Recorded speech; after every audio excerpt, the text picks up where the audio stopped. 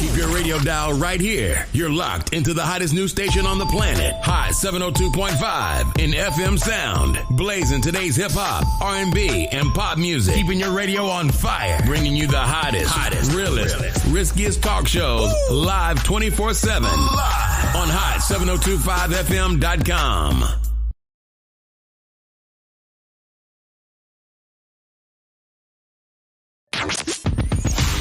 Hi. Hey. What's up? All your favorite artists. Check it out. Say my name. DJ Khaled. This is Mila J. Bruno Mars. On hot7025fm.com.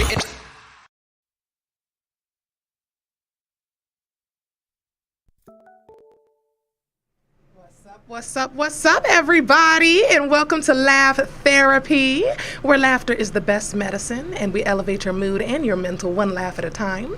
If you are new here, I am your host, Joe King. You can find me at King Me Comedy on all social media platforms and kingmecomedy.com. And you know, I got my beautiful co-host with me, JD, aka Sunshine. What's good? Today, our topic of love while attracting success. Ladies, we hear this complaint all the time. As far as, you know, if we're chasing the bag, then men are like, okay, well, then you're an equal. We can split everything. And then if you're not chasing your bag and you're in your pretty girl, I'ma sit down era.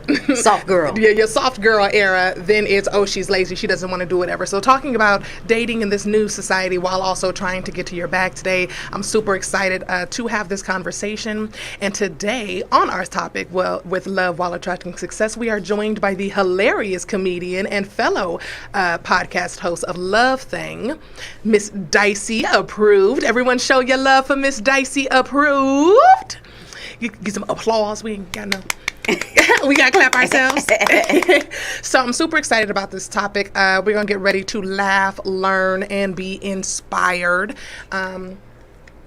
Dicey, I think we're waiting on Dicey to log in here, but what do you think about this topic thus far? We can talk until she's able to log in. About love. Well, you had your career. I'm a lover, not a fighter, out. So I love love. But you had your career like kind of lined out, or at least you thought you did, and you were dating, and you had like this plan or a 10-year plan or whatever it is that you told me when we first got together of how you were trying to get your stuff together. Would you say that was an easier process? Like trying to get your money, trying to get your grind, and then also trying to make sure that you had balance of both? I've always made sure I had a balance. always. Even when I was in college and my course schedule was full, I still had to do my internship. I still had to work and get good grades. I still had a social life. So I always achieve balance in whatever I'm deciding to do. I never do too much on one end and not enough on the other. I love having my balance. So I think it's very important to have a work-life balance, not to just be completely bogged down.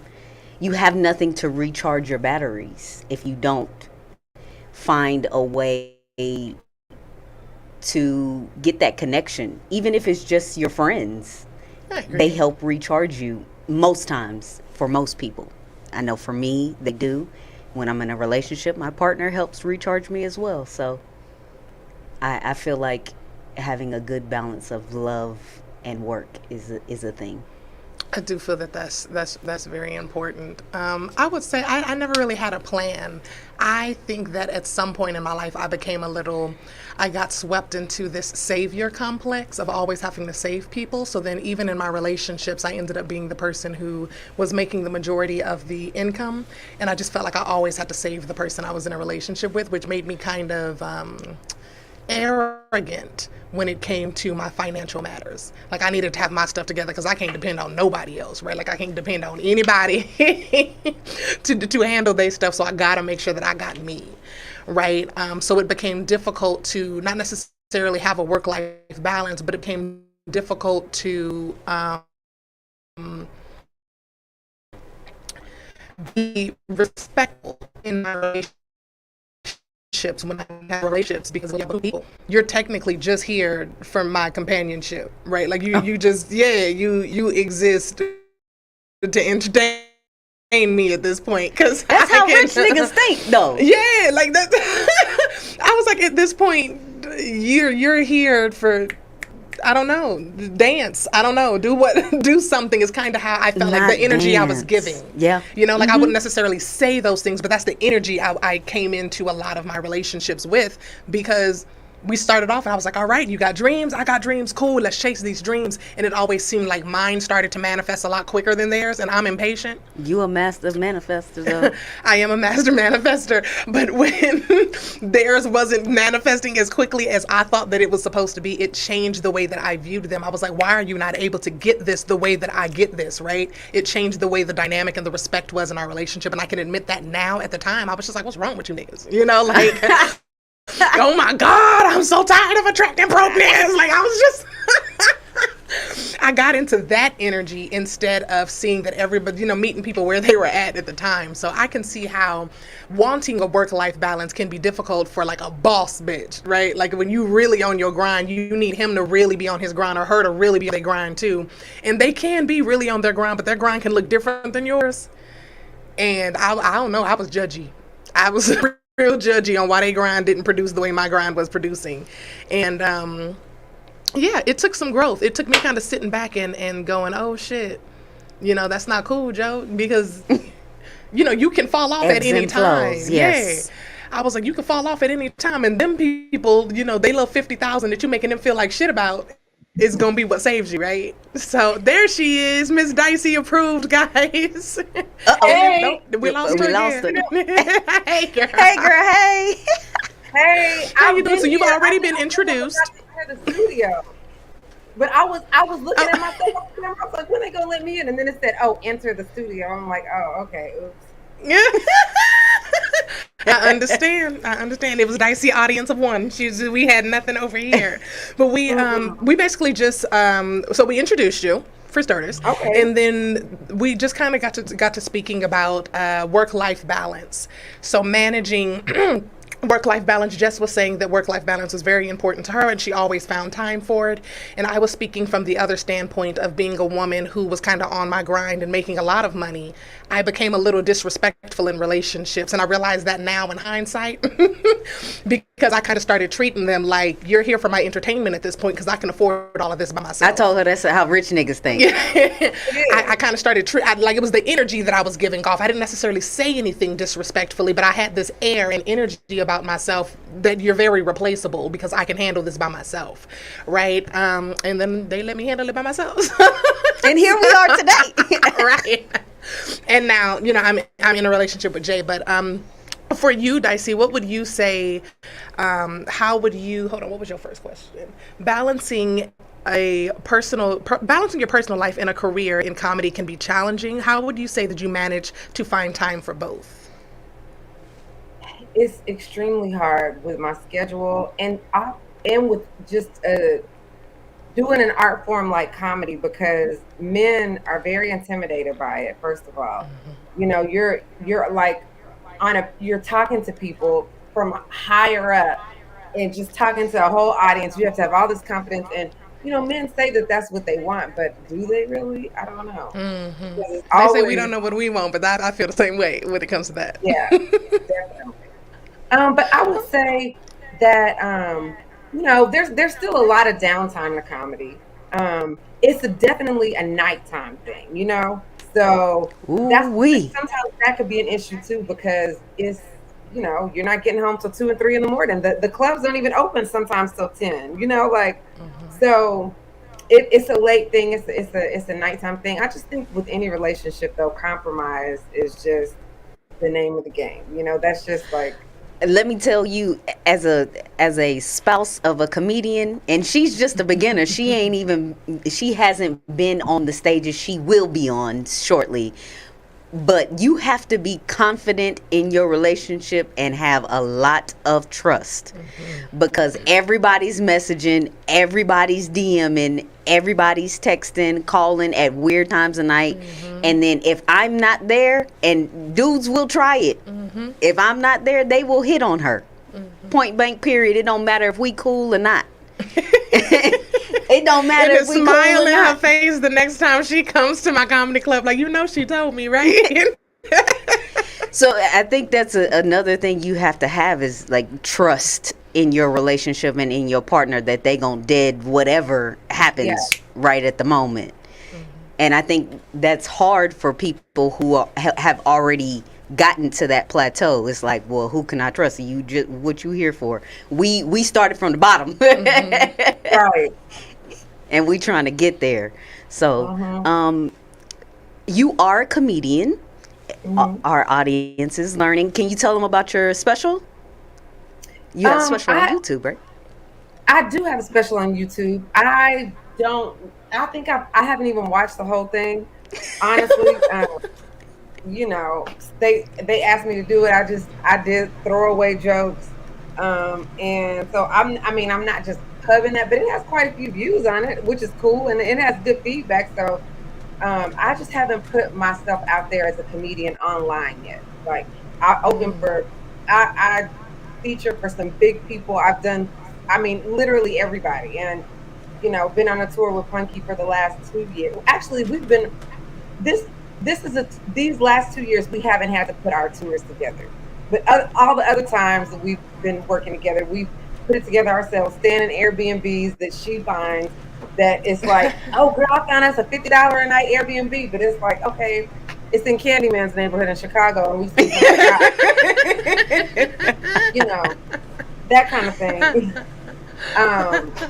But yeah, I stand up is my favorite thing to do, and I'm probably going to be doing. Punky's going to be shooting her special real soon, either with HBO or Netflix, and I'll do like a 30-minute one before her. So that is so dope. Super dope. Out there finally, yeah. I just don't, dope. Y'all gotta let us know when y'all having it, so we can help promote. For sure we will. Yeah, that's what she's preparing for now with this tour this summer is her special. So, yeah. For our audience members who do not know who Punky Johnson is, she's on SNL, and her and Dicey have a podcast called Love Thing that we mentioned earlier. But just another plug for you guys. Yeah. Shameless plug. Yeah. Okay. So, have you ever? I'll let you get. Sorry, I thought you told me to put my stuff in. My phone's in airplane mode, but my computer's not. Anyway, okay, whatever. Hey, I didn't technology. I didn't think my computer would ring. Okay, sorry about that. But what was the question? I was gonna ask, have you ever used your comedy, since we getting back to love, to pick up a date? The fact that you're a comedian or on-air personality? I haven't. In fact, I don't tell people that. Like, I always thought, I love it. When I'm doing, I can't wait to tell people all the cool stuff I'm doing. Like when it finally happens. And now that it's here, I'm like, I just want to hear more about people. Like I always take the conversation away from myself at this point, and they find out when they find out. But this younger generation, and just like maybe just the mentality now is everybody wants your Instagram. Like, oh, what's your Instagram? So you have these conversations with they don't even ask for phone numbers no more. That you wouldn't even. Also, they learn everything about you without you telling them anything in like a minute and a half or less than a minute. And it's just kind of, it takes the fun out of stuff. And, when people ask me for my Instagram now, or guys, I'm like, okay, then they see it and then they, what? You're a comic? Like, oh my God, this is what you do. It's, it's just, it's like its own conversation piece that I wish I could bring up when I'm ready to, But that makes sense. Yeah, I love that. Yeah, keep it tucked away. If you get to know me, we can talk about that later. Yeah, then I'll invite you to some shows. Mind your business. I also feel like a lot there are intimate moments, and you build some intimate friendships and whatnot at your shows with different comics and with different people and whatnot. And I'm so comfortable with her, so I love bringing her just back to the green room or back to meet other comics and whatnot. But I can see it being an issue introducing. It's not necessarily like the same as introducing somebody to your kids, but it's just a different part of yourself to bring a spouse or somebody that you're just dating into the crew. And then also with comics, when y'all break up, you already know that's golden material. What's gonna be in the damn green room? They about to rip all of that apart. She was eating the shit out of them chicken strips last week. Yeah, it's gonna be a roast-a-thon immediately as soon as y'all break up. Oh, you ain't with him no more?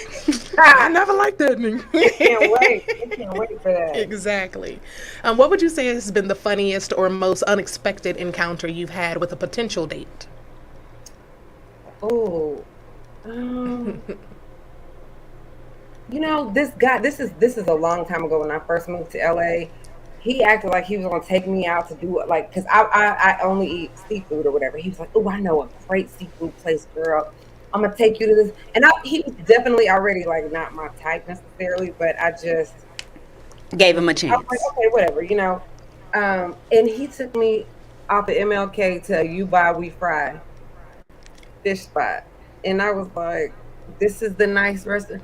Nothing's wrong with the You Buy We Fry. I get stuff from there all the time, but like, on a Friday at noon when I'm hungry and passing by there and want just some lunch, like that was something. Yeah, that's not. I know not. that was interesting. Very. Okay, all right.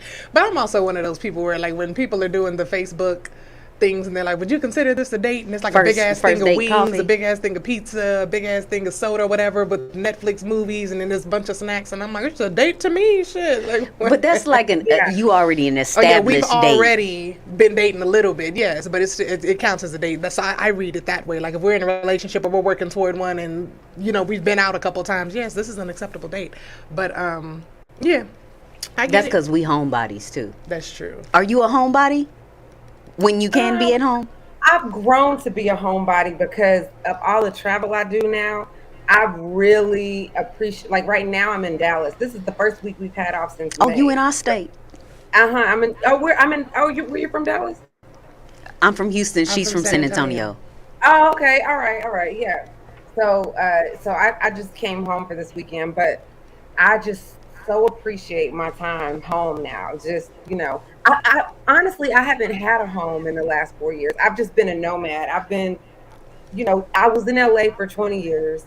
And now since the pandemic happened, I just have kind of been in the wind. And then now I'm always on somebody's comedy tour, or, now the podcast is happening in New York. So we shoot at the XM studios there. And so I've been there the whole summer. And I was thinking we were going to be shooting like 3 episodes a week, because of Punky's schedule. Most of the time we were trying to do all the episodes that they ordered from us this summer. And now we're only shooting like once a week, and we still have maybe 12 or 13 episodes left. So I'm like, well, maybe I'm going to be in New York through October. I don't know, but it's great. I just like being everywhere, but I love though being home. One of my favorite things right now is on Fridays checking into a hotel and knowing that's just my own space for the whole weekend. Like me and Punky, we lay like she's in her room, I'm in my room, but we're FaceTiming each other watching First 48. Like, girl, can you believe? Like, just whatever. So that's like one of my favorite things to do right now is just be in hotel beds. They're so comfortable. A lot of them are just like whatever. I don't know if I answered your question. I'm kind of going all over the place, but. Nah, you good. I know that feeling that when you get to lay down in the hotel bed and you ain't got nothing to do at that moment. Yes. Just being able to relax completely. I'm the same way. Absolutely. So next, we have a few questions we want to ask. Now, the segment, and I wanted to explain this for those of you again that are new. Our podcast is called Laugh Therapy because we want us to laugh through, but we do talk about some, I won't say heavy subjects, some taboo subjects or whatnot. We just want to be more intimate, and that sounds like a really scary thing to introduce Dicey as, but no, Dicey says, I just realized, oh shit, she's probably like, what is about to happen? What you do to me? Right. That was a horrible way to bring that in. We are not about to attack you. Ain't no red signs about to come out. You ain't about to be in no hot seat, girl. It's nothing like that. But, my next question was, we wanted to ask some conversational questions about love, and we wanted you to answer in your opinion on how it works for you and in your experience. And the reason that I wanted to state that and clarify it is because people have a tendency of trying to make the way personal relationships are black and white or right and wrong. Right? Like this person wants to be poly and they're just like, oh, they don't, appreciate good relationships anymore. No, that works for them if they want to be poly. If you want to be monogamous, then be monogamous. We are monogamous, things like that. So I just wanted to make sure that with all of the different cultures and representation that we have on our feeds and whatnot right now, that these are personal opinions. We will state our personal opinions and she will state hers. But the first question, Dicey, is do you think is it possible to love someone and disagree with their fundamental beliefs or values? Definitely, I think so. Um, yeah, I think that religion and politics and certain things like that aren't as important as they used to be, even though they're way more, politics and religion seems to be like way more outrageous at this point than like from when I grew up or whatever. I still think that people are more open, and it's just already hard enough to find somebody out there that you like to be around for more than a day or two. And so when you do, and then the only thing y'all disagree with is, oh, I call him Allah and you call it, I mean, some religions are more extreme than others, right? Like they make you convert and whatever. I still think even in those cases things can work if you wanted to. You know what I mean? It's just it's up to those two people.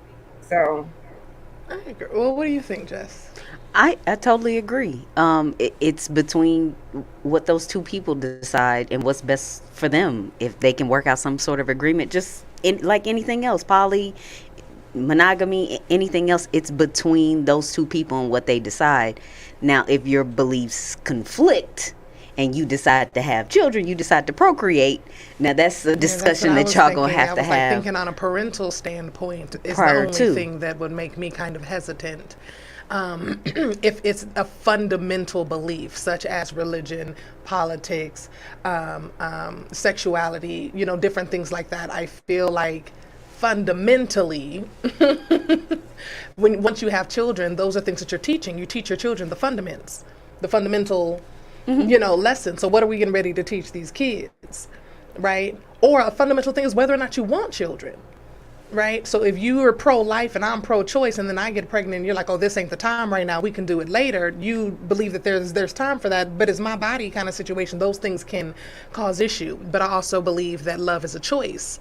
So I do believe that you can choose to love someone, but also choose to love them from a distance. If it's not going to, if it's not going to work fundamentally. That sounds like we don't want to breed in toxicity if you already know it's coming. Even though it's not toxic right now, there's too much potential for it to become it, I think, in certain situations. Okay.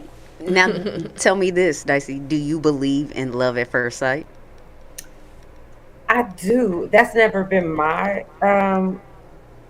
experience in life, but I definitely think that some people do have that, or there's definitely sparks. I will say I've met people before. You can kind of tell like right off if you vibe with somebody, or sometimes it's just like this undeniable chemistry between you and somebody. You're like, wait a minute, like you can just make eye contact with somebody from across the room and be like, oh, and then it never lasts, but like or in my case,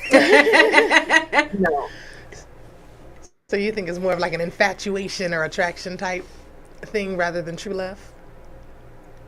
Sometimes, yeah, I mean, yeah, definitely, more infatuation, or just. I know, because if there's some certain love, people, but it just didn't work out. You know what I mean? It just didn't get to that point. It could have been, but. I agree. I feel like because I believe that love is a choice and you have to choose it every day, I feel like you just chose to fall in love with that person in that moment. Like it very much could change in 2 weeks after you actually get to know them and they dump it in a box of rocks. Like it's like, I love you from a distance. love. Ooh. That was love for that moment. Yes. Go in love. Exactly. Yeah, that's how I feel. I'm not going to lie, though. I might instantly fall in love if I see Tessa Thompson. I'm not going to lie. I do love me so there's that. That woman. I might choose to do that. That woman is fine. She's got a light about her, though. Like, it's not just the fact that she's pretty. Like, she's got this light about her. Yeah. I do love me some Tessa Thompson.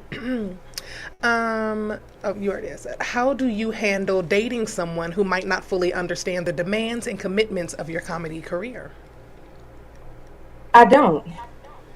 Those people just don't get, I'm 43. I don't have time for the games. You know what I mean? At all. Like, so, and not even games, but just like you just have to understand certain things aren't leaving my life, and that's comedy's literally the only thing I feel like I'm good at, the only thing I've been faithful to the entire time I've been doing it. And you just gonna have to go find somebody else. Like, I'm not the one for you. So You probably let them know though up front. Hey, my life is like this.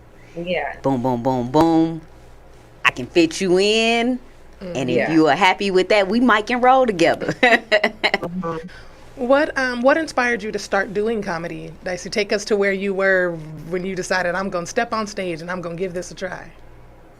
Well, I knew, I think a long time ago that I was supposed to do comedy, but I ignored God's voice. I remember when I moved to LA like over 20 years ago, and I was on the plane, and I was watching the plane land. It was like all these mountains and all this stuff or whatever, and I was like, wow, this is so beautiful. And then God said, when you do stand-up comedy, you're gonna make it in LA. And I was like, what? Stand-up? Like, I just remembered this so distinctly, and I was like, stand-up comedy? Whatever, as if, Lord, like, I don't, he don't even talk to me like that. And then now you talking about some stand-up, like getting up in front of people. I was a theater major already, so I'm, like, I like performing and stuff, but I just never saw myself as a stand-up comic. And then as soon as I got to LA, I started meeting people in the industry, and it always was revolving around stand-up. I started writing for a really big stand-up comedian. He had a TV show at the time, and um, I knew his head writer, and I wrote some stuff for him. Then I wrote, I mean, just everything. Comedy was just always in. Just it kept coming back around, and so one of my really good friends moved from Houston to LA, and I told her I always wanted her to live in LA. First of all, she worked in entertainment. She was a big time radio personality or whatever in Houston, and I was like, look, whenever you move to LA, you can stay with me for free, whatever. You get yourself together. Even though she had plenty of money, she didn't need me to let her stay for free, but I did, because she's one of my really good friends, and I wouldn't take any money from her, so she started paying for me to do all these other cool things. Like, she would just do all this stuff, and she's like, Blessings. huh? Blessings. Yes, blessings. And she said, you know what? I think stand up is like the missing link for your career. So I paid for you to take a stand up class. I paid, and I'm like, she paid for me to take Dave Arnold's stand up class. I don't know if you know who Dave Oh, Arnold is, but he was wow. like a Yes, I huge. do. He passed away maybe a year or two ago now. A very unexpectedly, super super dope guy. I mean, like, brilliant comic, TV writer, all this stuff or whatever. And after his class, it was like a 8-week class, and then we had a excuse me, showcase after that. And he came up to me after the showcase and after everything, and he was like, listen, if you don't do anything else with your life, you need to stick to stand up. Like, do this. You have a future in this. And I don't tell everybody this. He was like, I really don't, like, but you really do have a future in this. And I had already decided that I was just in love with stand up. And he would give us all this advice in his class, and he was like, listen, if you do stand up 4 times a week, you might be serious about it. He said you might be serious about it, doing it 4 times a week. That's how much practice, and that's how much you have to be out there. So I just always remember that. Like, and I do open mics a lot. People are still like, why do you do open mics still? Like, you don't have to do this anymore. Like, you do this and that. And I'm like, no, yes, I do, because I have to touch a mic every day. Like, you can't. I might be like, my record in LA was getting up 6 times a night. Like, that's the most I've been able to do, is get up like 6 times in one night on 6 different stages. I think I had 2 shows that night, and then the Damn. rest of them were mics. And so, that's just how. And I would always do like at least 4 mics every night, like 5 or 6 times a week. I'm obsessed with it now. Those It doesn't exist like that anymore. COVID kind of knocked all that stuff out, but so anyway, that's kind of my stand-up journey. And since I started doing stand-up, that's exactly when I started meeting the people I needed to meet. I've never had a manager. I just got a management like last year. I have a really big manager now, and he found me, and just like things just started falling in place because I listened and I finally started doing stand up. And now it's been like 14 years. But yeah. So Wow. yeah. I'm like, should have been listening to God. I'm so She said, interested he don't even now. talk to me like that. You don't even talk to He me don't like even that. talk to me like that. I love that. I think that for me, since I started doing comedy while already in my relationship, we both kind of started learning things together as far as how it goes. So I didn't run into dating someone who didn't fully understand the demands of the job. We figured out the demands of the job ourselves, just in the excitement of, I have a seen job so this many day. unfunny people. Like I've got a show here and then I've got a show here and then babe, can you take me here? And she was just as excited with me going to those shows. So it wasn't it didn't become, dang, until after like maybe 9 or 10 months of doing that consistently, because I too was trying to go at least 4 times a week, where I saw that it became a little bit like, whew, all right, well, I'm gonna catch y'all next time, I'm gonna catch y'all at the next show, kind of thing with our kids and whatnot. Okay, can you answer one quick question for me? Who is the top 3 people you've opened for, in your personal opinion? Top 3 people. Ryan Davis. I don't know if y'all know who Ryan Davis is. Yes, I love Ryan Davis. Like, big shout out to Ryan Davis because he is so respectful of women on the road. Like, and not the other men. And when I'm saying respectful, I'm not even talking about and like not trying to sleep with you or anything like that. I'm talking about like just how he accommodates. And a lot of people don't like taking women on the road because men can bunk up together. You know what I mean? Like, he can invite 2 features and it's cool for them to be in the same room together. It's more expensive to take a woman on the road. We need different things and we have different needs, but it's the most amazing time. He has his own personal security with us that is just like, he does a tour the right way, and he makes so much money doing tours because he sells out shows. Like, that's something that's very fun for somebody to work with somebody that actually sells out shows. Bill Bellamy was another one that I really enjoyed opening for. He has some great stories. Oh my gosh, he has some great stories. Really cool. I know one of his when they were doing the Ladies Night Out tour, I know D-Lay and Jay Reed, and so they were like, "Hey, you should come and open for us or whatever." And just like, because I was the only female that they ever had, or the first at least that they had. I don't know if they had any afterwards, but that was fun. Let's see, who would the third person be?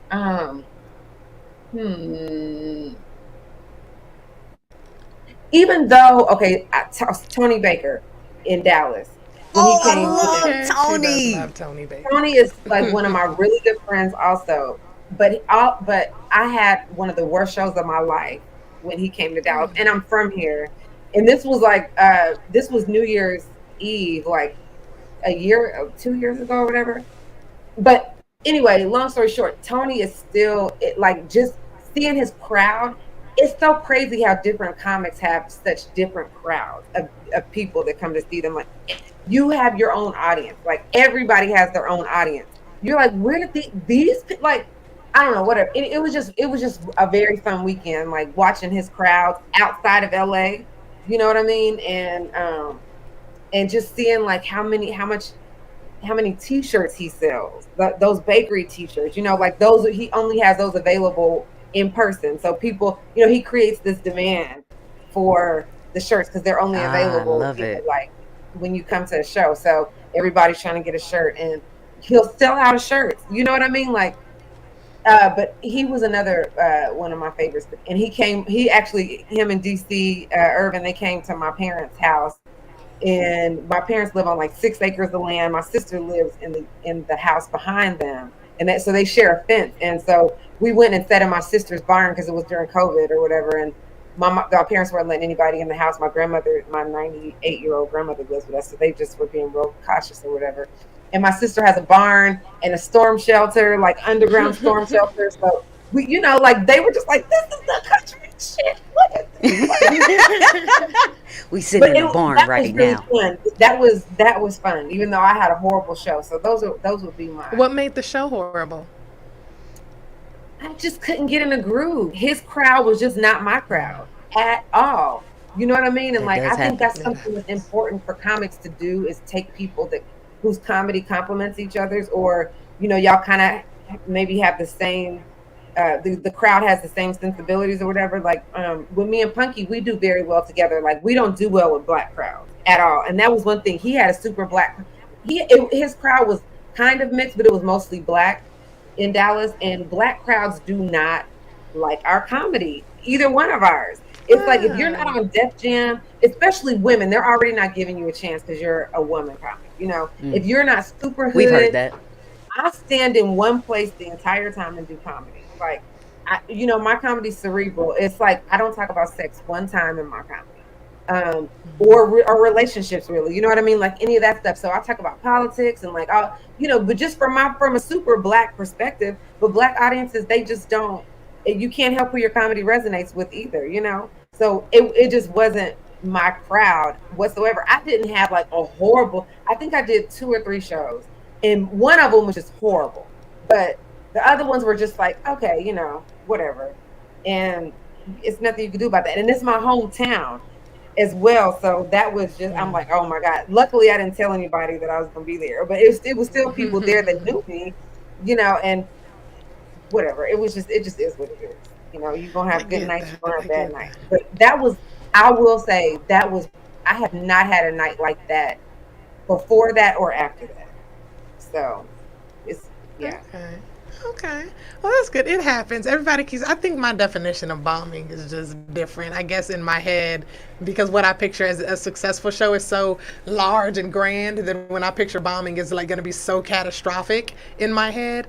So I don't know if there's a show where I would be like, oh shit, like I totally bombed. But also, I feel like when there are shows that I know I'm dissatisfied with, I'll step off the stage and I'm looking at her like, is that it? Like, is that what bombing is? If it is, like, I won't say that I'm okay with it, but that's not what I was imagining. I think I might be okay, right?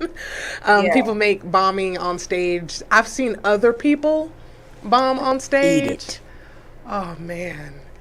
And especially if they bomb right before, like, you're supposed to go on or something like that. It just kind of, I'm still new to comedy, so it just makes my stomach feel real weird. Like, I don't know what's about to happen. Mm-hmm. But I wouldn't necessarily say that white people or black people love me more. You've been to my shows. What would you say? I think you are starting to master knowing, like looking at the audience, especially since now you're, either feature or headlining, you can get a good gauge. Mm-hmm. So you know where to turn your knob, because your comedy can be. That's true. With my ad libs, because I can make it more towards us, gear it more towards our culture, or I can gear it more toward. Yeah, that's true. That's true. I guess that makes sense. That might be why. Now, sometimes we're sitting in a room where most of the audience members are comics, mm-hmm. and a lot of comics ain't gonna laugh. Yeah, comics don't come to comedy shows to laugh. We come to judge or to be inspired, right? We don't come to laugh. We come to hang out, network, be inspired, or judge what it is that you've done. So, for you, do you think that love can survive and thrive in long distance relationships, or is physical presence crucial to the longevity of a relationship with a dicey? I think that just depends on the people. You know what I mean? Like at this point, I travel so much that a long distance relationship, it wouldn't. It's like, what is distance at this point? Like, I just don't think it's anything to hop on a plane. Like, I mean, I fly this week. I will have flown 3 times in 1 week. Like, so it's just kind of, some people don't like being all on top of each other either. I can go either way, depending on the person, but I prefer to be with somebody that like I like to be around often. So, at this point in my life, I would probably say, I would prefer somebody to be closer to me, but I don't really know what closer to me means because I don't have a home, Tommy. Like,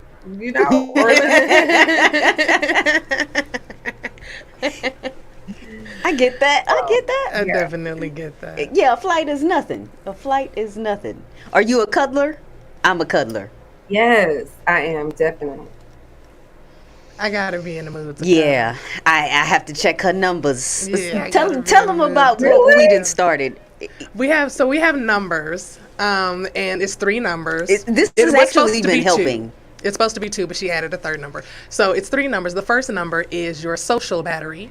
The second number is your overall battery, meaning energy and things of that nature. And the last is like your physical battery. So touching.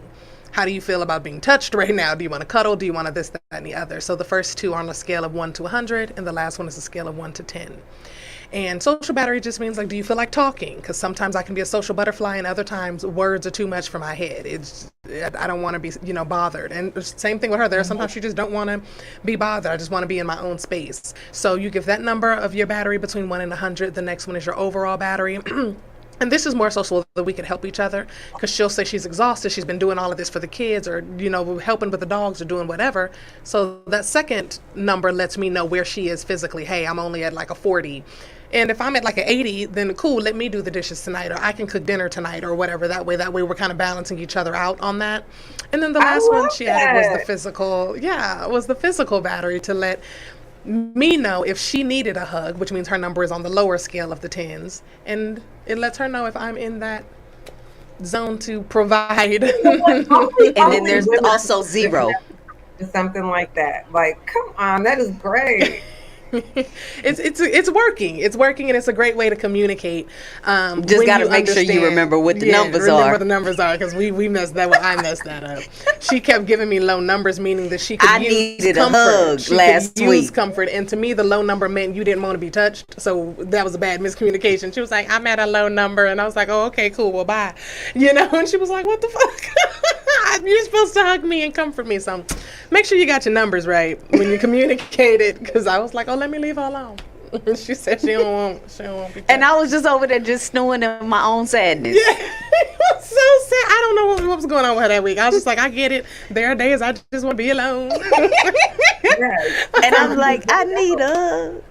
Yeah. So, yeah, when you got your numbers right, it works wonderfully now that we've communicated that. But yeah, so it's just a different way of communicating it without having to actually sit and say, hey, I'm having a really bad day. Sometimes we can't communicate what we're feeling. We just know it doesn't feel good, right? I feel blah, or I feel meh, or I feel ick. Like, none of those mean anything in real life. You don't know how to explain your feelings in that moment. So the numbers just kind of help with those days where it's just like, nothing's wrong, but nothing feels right, So, yeah. What was next? So, comedy often involves finding humor in real life situations. Can you share a funny story from your own dating experiences?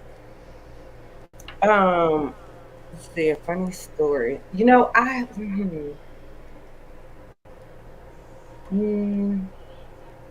What is a funny story? Look, my cousin wrote a book, and it has several funny stories when she was acting in Hollywood, and somebody put her dog in the freezer. Oh, no. Yeah.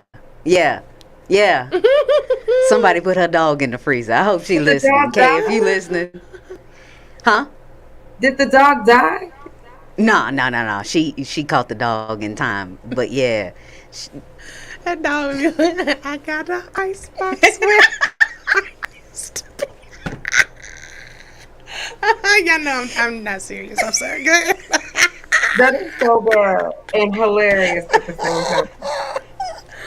Oh, no. But do you have any crazy stories like that with your relationship? I don't, because I was married for a long time. So I don't really remember like a lot of stories. Dating stories. I smoked a lot of those memories away. I'll be smoking on that video a lot. We feel that too. We feel that too. That's relatable. You've got a lot of funny dating stories. I forgot the crazy girl that you was dating, but she done told me a couple stories, and I have. Wait, which one? Stories. It's been several. That crazy girl in college that Shaky don't like, or that somebody don't like, AZ don't like. Oh, the one that was mad that I woke up and made pancakes without brushing my teeth. She was mad that I got up and made breakfast every day without brushing my teeth first. I figured I would eat and brush my teeth afterwards. Yeah, that was one of the reasons why she said we didn't need to be together. Man, look. She was trying to tell you got halitosis. Women are crazy. Do I got halitosis? I didn't date you back then. You don't have it now. It don't go away, man. It sure does not go away. It don't go away. God, maybe you had a rotten tooth. I hate That bitch said she was tired of you in your funk breath. I can't think of none of the. I got plenty of crazy stories. Yeah, the though. crazy Women stories. are crazy. Let me tell you. Let me just put that out there. We wild. We wild. I would probably say the craziest. I don't even think I told you about this. This guy, we only dated for like 2 weeks, but I mentioned the kids because once he pulled up to my house unexpected, which should have told me he was crazy right then. But I had mentioned when he tried to surprise me with that date, I was like, oh, thank you so much for wanting to surprise me, but I actually got to go get my kid, from daycare. And I was going to go get Dakota from school, from her daycare. And I don't know if he followed me that day or what, but he found out where my daughter was, where she went to daycare. And one day when I was getting off of work and I told him I was running late, I gotta go get my daughter, whatever. He was like, oh, I can go get her. He dead ass pulled up to my daughter's daycare to pick her up. I had never told him where her daycare was, had never told him where she was. He knew her name. He knew where to, like where to go to pick her up. All of that freaked me the fuck out. Nah. Yeah, I got to cuss it. It freaked me. Yes, You stopped. Did he pick her up? No, they wouldn't let him. My daughter, he didn't know that the daycare was owned by my daughter's my aunt. She had never seen that man. We'd only been dating 2 weeks. So she called me and she was like, you here to pick up who? Lyndon, hold on. So she just kind of walked to the back and called me. I was like, who was this man you done sent up here to pick her up? And of course I got to cuss and freaked out and cussed him out once I got up there. But yeah, it was crazy. That was probably one of the craziest. And I'm sure he was trying to be sweet. I'm sure sometime 50, 60 years ago, some old lady would have been like, oh my God, he's so resourceful. But nah. That he just waving the red flag. Criminal Minds. I was like, what? He just waving it for you. You knew where to go and get my child, bro. Hey, I'm gonna tell you, and somebody love him right now. Mm-hmm. Somebody love him. Shit like that. I was like, oh no, you got to go. There was another man who tried to convince me that he worked for the CIA or worked for the government. Come on now. Which is why he couldn't give me none of his information, and I just needed to understand that whatever it is that he told me was the truth, and he needed a ride or die woman that could just listen and do what it is that he said because it was national security and he couldn't give me information. They cloned Tyrone quick. Stop. I said, oh, you need somebody else. Because I already don't listen just on a regular level. And you want me to listen on an extensive level. Oh, my God. Mm. Yeah. So I've got a few doggone stories. Yeah. But I'm glad you have smoked away your traumatic memories. And honestly, that must mean I haven't had many traumatic dates like that. Like... I just know off top if I'm going to go out with somebody or if I'm even just like entertain them, it's just. Yeah. Have you ever had a significant other or date get offended at your joke or your material? No. Really? Okay. Oh, well, you said you don't talk about sex or anything like that, so that makes sense. I don't. No, I don't. And I don't put people, guys in my stand-up either. I'm not like, I'll use certain scenarios or situations or whatever for certain things, but I'm not to the point to where anybody would know what it is or who I'm talking about. Okay. Speaking of crazy stories, my best friend Shaky, she got held hostage once. I forgot about that. My mama got choked out by the NBA star. Stop. Yeah. Somebody calling. Hello? We got a guest calling in. Hold on real quick, y'all. Hello? You're on with Laugh Therapy. Who are we talking to? Hi, is this Laugh Therapy? Yes, it is. My name is Naomi Starr, and I just wanted to call and tell you ladies that I love everything you guys are doing, and keep winning. Well, thank you so much, Naomi Starr. We appreciate it. We love the support. I'm out here walking in this hot sun, you already know, but I was like, I gotta catch my girl black in, sweat dripping down. Thank you so much for showing your love and support. Keep on winning, because y'all are the it. Thank you, Naomi. Thank you, Mom. Darcy, do you know Naomi Starr? No. Have a great day. Love you. Love you. Have a good one. Naomi Starr is she's another comedian here in Las Vegas. I actually met her here in Las Vegas, and she introduced me to a few of the clubs that she had done when she started comedy here. She's the reason I know a few of the bookers and whatnot here. So always fun to hear from Naomi. Yeah, she's super dope. I didn't even know she was tuned in today. So shout out to Naomi Starr. Nice. Are you doing any shows out here anytime soon? You know what? I'm not, but I used to do Vegas all the time. But I haven't. Oh, my table. Sorry, pick the table. I haven't done Vegas in a long, except for the show we just did. You know, when y'all were there. Our, live taping of the podcast. Yeah. So tell us a little bit about the projects that you have coming up right now. Like, what is it that Dicey's working on currently that you can talk about? Yes. So we aren't allowed to talk about any projects that we have coming up because of the strikes. That's one thing. Right. Okay, so most of your projects are major projects that would include what's talked about in the strikes. So that's why we said whatever it is that you can talk about. Right, a couple of things, you know, as soon as the strike is over, that I'm going to be super excited about. But you know, I can talk about the podcast, which is super cool. That's been in the works for like the last couple of years, and it finally happened.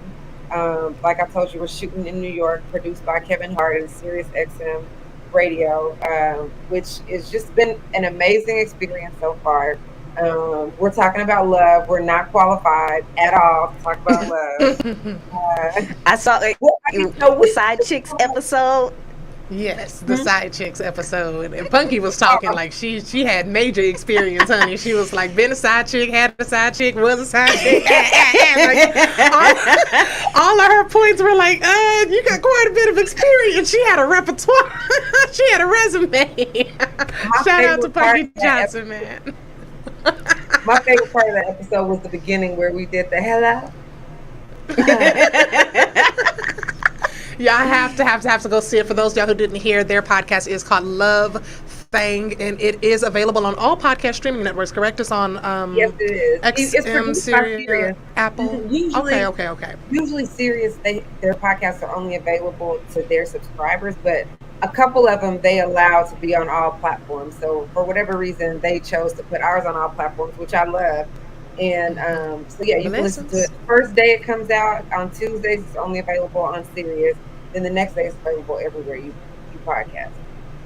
Dope. And guys, you can go and download that, like I said, or you can go and follow her at Dicey Approved on Instagram.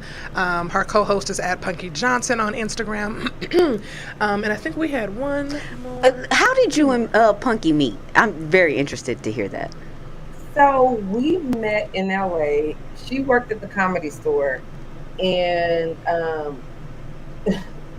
she had really long locks at this time. Like they came like down to her butt or like past her butt or whatever. And she was a waitress there, and she had accidentally slung her hair. She was holding a tray. She'd accidentally slung her locks into somebody's drink right behind her where she was serving.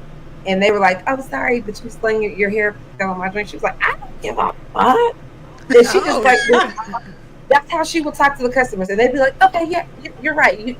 Fine. You know, like they just thought I'd let you know, but I guess I'll just drink this hairy margarita."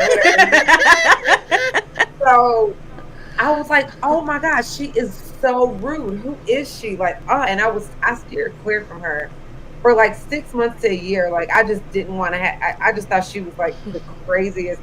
She is insane. And then we started, we were hosting this at this other open mic that was pretty popular called Marty's. And I think I was hosting 1 hour and she was hosting the other hour or something like that. So we kind of had to work together just a little bit then. And for whatever reason, I just like fell in love with her. I was like, "Oh my God, I just have to be around her all the time now." Like, and so anything I ever wanted to do, like, I had all these dumb projects that never went anywhere, or whatever. But I always put her in them, and she would always show up. And we just ended up being like really, really good friends. She was married for like 18 years, so her wife was like super. We were all just real cool. I'd just be over there all the time, and we just ended up being like best friends, and that was like 12 years ago or something. I love that. So, yeah, that was like 12 years ago. I love that. I love that. I do. I love that so much. Well, we Sorry, my niece- appreciate you so much. No, No oh, no, worries. you're fine. We definitely appreciate you stopping in, Dicey, and we're looking forward to catching more of you on Love Thing. For those of you, again, I hope you guys enjoyed this episode. This was Laugh Therapy, where laughter is the best medicine, and we elevate your mood and your mental one laugh at a time. Once again, you guys can catch our special guest on her new podcast, Love Thing, or follow her at Dicey Approved. Dicey, thank you so much for joining us today, and we will Thank catch you, you next guys. time. Thank you. Thank you. This was fun, y'all.